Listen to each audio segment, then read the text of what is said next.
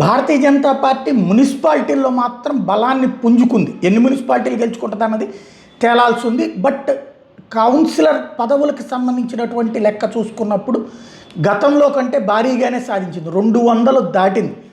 టోటల్గా 2000 దాంట్లో 200 అంటే 10% వచ్చేసినట్టే. అదే సందర్భంలో కార్పొరేషన్స్ దగ్గర భారతీయ జనతా పార్టీ బీఆర్ఎస్ని డామినేట్ చేసే పరిస్థితుంది. బీఆర్ఎస్ అక్కడ దెబ్బతింది.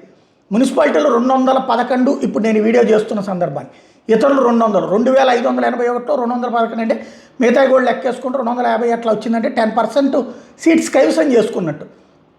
అదే సందర్భంలో 600కి పైగా బీఆర్ఎస్ సాధించినప్పుడు ఇక్కడ 1200 1300 ఉన్నప్పుడు దాదాపుగా వాళ్ళు 50% సాధించినట్టు అవుతుంది. అంటే ఓ 25% సాధించినట్టు అవుతుంది. ఈ కాన్సెప్ట్లో నడుస్తున్నది. భారతీయ జనతా పార్టీ అయితే గతం కంటే పుంజుకుంది. మున్సిపాలిటీల్లో కార్పొరేషన్స్లో బలంగా పుంజుకుంది. బీఆర్ఎస్కి గట్టి పోటీ ఇవ్వగలిగేటటువంటి స్టేజ్లో మున్సిపాలిటీల్లో, కార్పొరేషన్స్లో బీఆర్ఎస్ని దాటే స్టేజ్కి చేరుకుంది.